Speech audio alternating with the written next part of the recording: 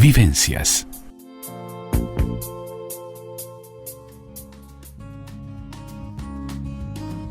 Abiertamente. La columna de la psicóloga Gabriela Cuadro en Vivencias. Ya estamos con Abiertamente, la columna de la psicóloga Gabriela Cuadro para hablar de la estimulación multisensorial, específicamente la metodología Snusslen, que comenzamos en la columna anterior con Gabriela a hablar de esta metodología que consiste en el olfato y la relajación son primordiales en este tipo de tratamientos. Muy buenas tardes, Gabriela, muy bienvenida. ¿Qué tal? Muy buenas tardes, Andrea. Muy buenas tardes a los oyentes y al equipo técnico. Un placer estar nuevamente con ustedes. Un gusto y seguir ahondando en este tema tan interesante para poder desarrollar este tipo de tecnología y de estudios en distintos tipos de patologías, ¿no? Así es, esta terapia, como tú decías, el Snusslen, se basa en los principios de la integración sensorial. Exactamente eso, a través del uso de estímulos multisensoriales, estimular directamente el sistema nervioso, incrementando lo que es la mielina. La mielina, para más o menos entenderlo de una forma sencilla, es esa capa aislante o esa vaina que recubre los nervios, sobre todo los que están en el cerebro y en la médula espinal. Para verlo de una forma sencilla, es como ese plástico que recubre los cables y que evita que haya cortocircuitos y que los impulsos eléctricos se transmitan de una manera rápida y eficiente. Bueno, este tipo de terapia contribuye a la producción de esta mielina y de esta forma al desarrollo de los procesos cognitivos, como son la atención, la memoria, el lenguaje. Esta estimulación multisensorial y esta relajación de la cual tú recordabas que habíamos hablado, consiste en desarrollarla en un espacio donde la luz, el sonido, materiales específicos colaboran con el reencuentro de esas sensaciones más primitivas, de aquellas que no tenemos que pensarlas ni procesarlas mentalmente para poder comprenderlas. Un aroma nos gusta o no, una sensación en la piel nos resulta agradable o nos produce rechazo. O sea, un sonido nos atrapa.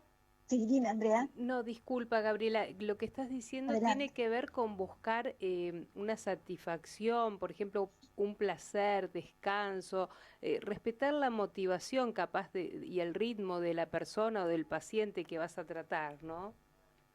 Así es, exactamente de esa manera que tú lo has descrito, Andrea. Es buscar el placer de cada sujeto. Todos disfrutamos desde diferentes lugares de diferentes cosas, porque somos diferentes, tenemos experiencias diferentes. Como hablábamos el otro día, por ejemplo, una textura, un terciopelo puede ser algo muy placentero para alguien, pero para otra persona puede producirle muchísimo rechazo. Y la terapia Snusslen busca justamente eso, explorar cuáles son estas cosas que le hacen desarrollar placer y bienestar al sujeto. Y todo eso mediante la técnica. Entonces, de esta manera facilitamos el ver, el sentir, el tocar, el comprender, el atreverse a probar, trabajar con la creación, con la imaginación. Y todo esto colabora con la mejora de las condiciones de vida de las personas que tienen algún tipo de discapacidad o condición. Se trabaja con las sensaciones, con la percepción, con todo lo que es lo sensorial, como decíamos. Todo lo que es básico para el ser humano, por donde comenzamos a aprender desde el momento que nacemos, desde el primer llanto, desde la primer bocanada de aire con todos esos aromas que están allí, desde el calor del pecho materno cuando ponen al bebé sobre la mamá. Bueno, trabajar con todo esto. Y en las salas de estimulación sensorial se busca optimizar todo esto. O sea, la relación del sujeto con el entorno y promover los aprendizajes. Hay determinados diagnósticos o determinadas patologías o condiciones, por ejemplo, como las condiciones del espectro autista, como los autismos y los diferentes grados, el Asperger. Y cuando hablamos del espectro autista nos referimos a esa afección que está más relacionada con el desarrollo del cerebro, que afecta no solamente la forma en que la persona percibe y sociabiliza con otro, sino también con los problemas que tiene en esa interacción, tanto en lo social como en la comunicación. Y también muchas veces este tipo de trastornos tiene asociada algunas conductas que son restringidas o repetitivas, lo que decíamos el otro día de las conductas estereotipadas. Claro. Esto que muchas veces los niños de Asperger o los niños TEA del espectro Sí. autista tienen ese aleteo, el estar constantemente moviendo las manos o meciéndose. Porque los niños con este tipo de trastornos sufren en general dificultades en el procesamiento y la integración sensorial. ¿Qué queremos decir con que tienen dificultades en procesar y la integración sensorial? Que todo lo que tiene movimiento les produce inquietud, nerviosismo y por ende dificultades en sus habilidades sociales. Por ejemplo, le podemos pasar este terciopelo y puede desencadenar en este niño una reacción muy violenta de rechazo, en la cual se va a descompensar y no va a lograr conectar con la persona que está trabajando. Por eso el otro día insistíamos en que el técnico debe estar muy preparado para no estar exponiendo al sujeto que está vulnerable por su patología o condición a situaciones que en vez de producirle bienestar, que es lo que se busca, le produzcan estrés o incrementen esas sensaciones de trauma que tienen. O sea, pero entonces requiere de un estudio previo del paciente antes de Sí, aplicar esta requiere una técnica. anamnesis, sí, requiere una anamnesis, que la anamnesis viene a ser ese estudio que hacen todos los médicos, los especialistas, los profesionales que van a trabajar.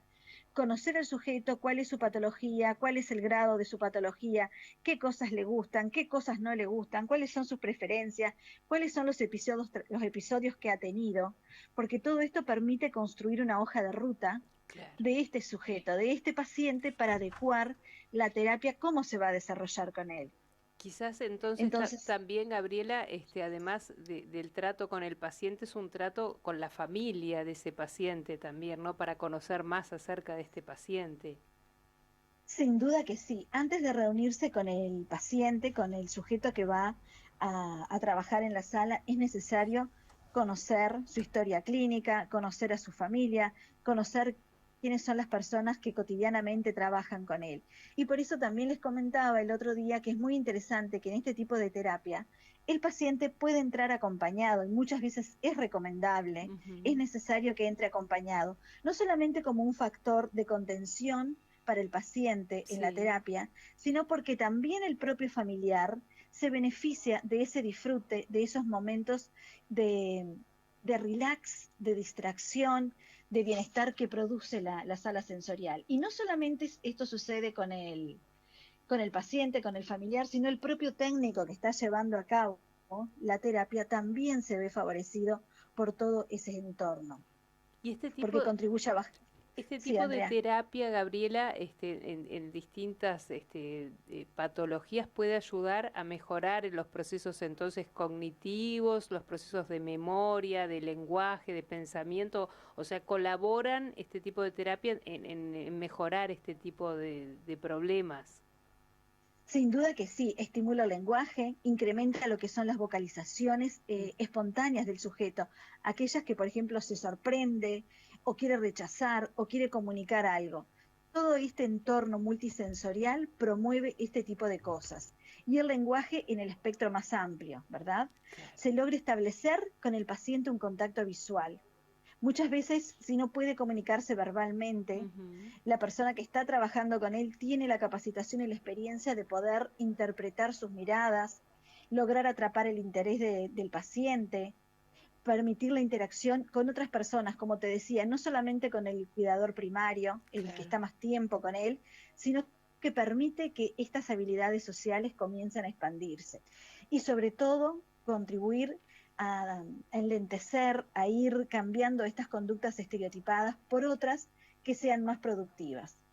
Por ejemplo, en los trastornos de déficit de atención o la hiperactividad, muy comunes fueron durante mucho tiempo, y bueno, hoy, están siendo más comprendidos y se están abordando desde una forma que no es tan farmacológica como lo fue en su momento. Claro. Estos niños o estas personas que tienen, porque también los adultos tienen déficit de atención y hiperactividad, al ingresar a la sala obtienen calma, tranquilidad. ¿Por qué? Porque están en un entorno que no es exigente sensorialmente. Tienen mucha sensibilidad a la luz, a los sonidos, y todo su sistema nervioso está como sobreexigido. Y la sala, con sus luces bajas, con sus estímulos controlados.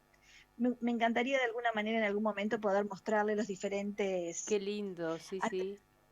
artefactos para que puedan visualizar esto que les trato de contar con palabras. Capaz que nos podés compartir alguna imagen y yo la comparto en las redes para poder hacer más visible esto, o capaz que un día podés venir por el estudio también y tenés imágenes para compartir, porque sería muy beneficioso Creo que sí. para Creo ponerlo. que sí les daría una perspectiva. Claro, claro que sí. Muy diferente. Gabriela, tengo acá algún mensaje que me gustaría compartir contigo. Sí, claro que Mercedes sí. te pregunta, dice, buenas tardes, Gabriela y Andrea, súper interesante, dice el tema de la estimulación sensorial que no había escuchado hasta ahora, cree que es un método que va a ayudar a muchos pacientes. Y te pregunta, Gabriela, si aquí en Uruguay ya se practica y nos manda saludos. Gracias a Mercedes. Yo les comentaba a Mercedes específicamente, no sé si escuchó la columna pasada en la que yo les decía que Sí. no estaba segura, que sabía que a nivel latinoamericano estaba llegando, y sé que en Argentina está la Asociación Internacional de Snuslen, porque como les decía, es muy importante que el técnico tenga la formación y tenga la capacidad de desarrollar las actividades de forma que sea beneficioso y no produzca algún malestar. Creo que sería una cuestión de averiguar. En el trabajo que realicé, solamente encontré 2 a nivel latinoamericano, pero creo que sí, creo que va a estar llegando muy pronto, porque es algo que beneficia a diferentes tipos de patología, que era un poco lo que les quería contar hoy Claro. a ustedes. También una de las patologías que es muy interesante como trabaja y que bueno, que es muy difícil también encontrar técnicas para trabajar, es la parálisis cerebral. Ah, sí, Y sí. se puede trabajar desde los niveles más basales. Y cuando hablamos de los niveles más basales nos referimos a esa parálisis cerebral de mayor impacto, que deja menos recursos para trabajar. Claro. Esto se hace con la fibra óptica. Por eso es que les decía que me encantaría poder mostrarles a ustedes la fibra óptica, los tubos de burbuja, los efectos de luces, porque creo que de esa manera van a poder ir comprendiendo. Creo que la invitación de ir por el estudio y llevar algunas imágenes y poder explicarlo, creo que puede ser Sí, muy enriquecedora. ejemplarizante. Claro que sí, Gabriela. Exactamente. Porque Así es. ver lo que estás explicando con imágenes es maravilloso. Además, pensar en una persona con parálisis cerebral, como bien tú señalás, tan difícil de poder comunicarse con una persona así, creo que tanto para el terapeuta tratante como para la familia debe ser muy emocionante ver que esa persona se comunica de alguna forma, ¿no? Sin dudas que sí. ¿Y cómo se contribuye? Porque este tipo de terapia con pacientes con parálisis cerebral, a través de esto que les decía, de los tubos de burbuja y de la fibra óptica, permite lograr un aumento o una disminución en esa tonicidad muscular Ujú. que tiene el paciente, que muchas veces está o muy relajado, el cuerpo está como muy flojito y no Sí. reacciona ante nada, o Ujú. está Rígido, demasiado tenso. claro. Exactamente.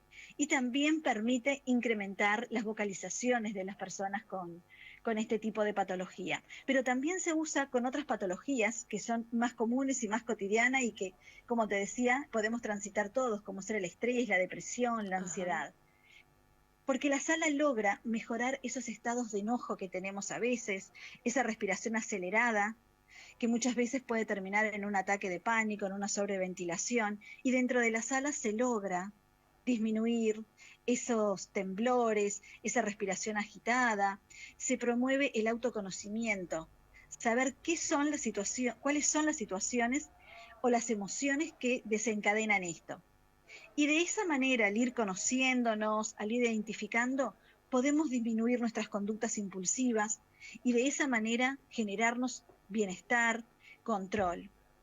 Claro. También para la demencia y el Alzheimer, como les comentaba el otro día de Sí. este caso, promueve esa reconexión social, promueve el interés de conectarse con el otro. De alguna manera, no importa el grado de Alzheimer que tenga, si es severo, si es el inicio, ayuda a restablecer los lazos afectivos, que en este tipo de patologías es lo más importante. En aquellos sujetos que tienen síndrome de Down, Ujú. incrementa los periodos de atención, colabora con el aprendizaje, ayuda a la aparición del lenguaje, ayuda a que ellos puedan seguir instrucciones, también con lo que, al igual que en el parálisis cerebral, ayuda con el tono muscular, ayuda a que puedan relacionarse, porque el ambiente de las salas Nusslen es tan relajante Claro, que no exige nada, no exige que tenga que hacer una tarea, un un esfuerzo, esfuerzo, es claro. simplemente Lo, el lo estimu- disfrute, lo es esti- permitir. claro, lo estimula al paciente y estas patologías que acabas de compartir, en gran parte algunas veces los pacientes están como ausentes, idos y el grado de, Ujú. de comunicación yo creo que se hace difícil y debe ser maravilloso ver cómo se comunican. Tengo acá un mensaje de Enrique, Gabriela, que te pregunta, dice, buenas tardes. ¿Quieres saber si hay alguna etapa especial para comenzar con este tipo de estimulación? Y agradece y te felicita por el programa. Bueno, muchísimas gracias por la pregunta, es muy interesante. La ventaja que tiene este tipo de terapia, que no es invasiva, Ujú. es que se puede hacer en cualquier momento. En cualquier momento se puede comenzar. Y también este tipo de terapia, no sé si lo he mencionado, muchas Sí. mamás que están embarazadas comienzan a hacer la estimulación cuando saben que su bebé puede traer alguna patología o que simplemente quieren promover el desarrollo cognitivo de este bebé. Ujú. Comienzan ellas a participar de eventos grupales dentro de lo que son, porque se puede hacer individual o grupal, pero muchas veces lo grupal también permite otra situación, otra energía, otro acompañamiento. Entonces digo, no hay momento para empezar, siempre es algo positivo, es algo que produce bienestar.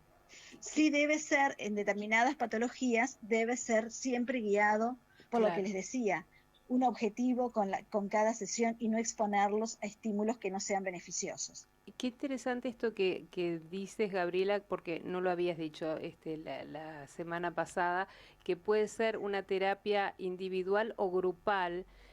Calculo que grupal debe ser muy enriquecedora también, ¿no? Es muy enriquecedora y cuando es grupal con mamás que están embarazadas, se Ujú. da algo muy lindo, se da una energía, se da un ambiente de calma, de apoyo, de grupo que sostiene mucho y van Ujú. aprendiendo las otras a compartir cuáles son sus preguntas, qué le causa estrés, qué cosas de la sala les han beneficiado, cómo reaccionan sus Claro. bebés en la panza a determinados estímulos y van explorando, porque esto es lo que tiene la sala, permite que cada uno la vaya explorando, no hay una guía o una prohibición, es aquello que te produce bienestar, es lo que tú te quedas en ese grupo de actividades que Claro. son las que te reproducen. Y bueno, aquellas que no, las podés obviar. Nada es impuesto. Sí hay Bien. un objetivo que es la relajación, el lenguaje, diferentes cosas. Otra cosa que no sé si les comenté que también se usa para manejar el dolor. Ajá. Esas personas que tienen enfermedades crónicas Sí, o sienten dolor crónico, ya sea por quimioterapia, radiaciones o algún otro tipo de patología, sí. colabora también a regular la respiración, disminuir la ansiedad y todo ello lleva a que disminuya significativamente el dolor derivado de ese tipo de procedimientos o de enfermedades. Es que Es esto que les esto decía, que estás diciendo, Gabriel, el otro el día autocontrol. justamente en la columna de Vida Sana, el doctor Ricardo Velasco decía esto, un poco lo que tú estás trayendo, que el dolor, el 30% del dolor es psicológico. O sea que podría haber Así es. factores importantísimos para bajar un 30% quizás el dolor. Esto Sin dudas. médicamente, ¿eh? Lo que... Sí, médicamente comprobado, es así. Y también este tipo de terapia, hay muchísimos estudios, como les decía, en Holanda y a nivel de Europa y de los países nórdicos, hay muchísimos estudios con respecto a cómo disminuye el dolor y cómo el paciente aprende a través de su propia respiración y del autoconocimiento a controlar sus picos de dolor. Así que me parece que es una terapia, digo, muy importante para tenerla presente como una opción. Incluso para aquellas personas que tienen discapacidad visual, también es muy, muy buena. Claro. Y para las personas que tienen ceguera, como discapacidad visual completa, o como para aquellas que tienen una visión residual. Se logra de esa manera, si tienen visión residual, se logra aumentar la funcionalidad, estimular todo el sistema vestibular, ayudar a la coordinación, al control, a la postura, agudizar los sentidos, pero esto no solamente para discapacidad visual, también para las otras patologías o para no patologías, simplemente para aquellas personas que sienten la necesidad de tener más control sobre sus emociones y su cuerpo. Este tipo de terapia es muy, muy recomendada. Bueno, Gabriela, queremos ir todos a esta terapia, te digo, tenés unos cuantos clientes anotados porque con el ritmo de vida que llevamos, creo que es muy prometedor, no solo para las patologías que acabas de compartir, sino creo que para cada uno de los oyentes que te estamos acompañando, es muy estimulante y prometedora. Es muy relajante, la verdad que me emociona compartirlo porque lo he compartido, lo he hecho, lo he vivido, lo he disfrutado y realmente creo mucho y he visto los resultados. Por eso digo, me parece súper importante y quedo comprometida a llevarles imágenes para compartir, para poder explicarles un poquito más de cada uno de los artefactos de la sala, para poder comprenderlos a través de la vista. Usar todos nuestros sentidos, no solo la voz y la imaginación, sino verlos también. Está muy bien, te vamos a esperar con muchísimo gusto. Gabriela, estamos redondeando, no sé si te queda algo por decir. Nada, desearles una muy buena semana a todos y reencontrarnos el próximo jueves, miércoles como siempre. Miércoles, cómo no. Muchísimas gracias y nos reencontramos el próximo miércoles. Vivencias.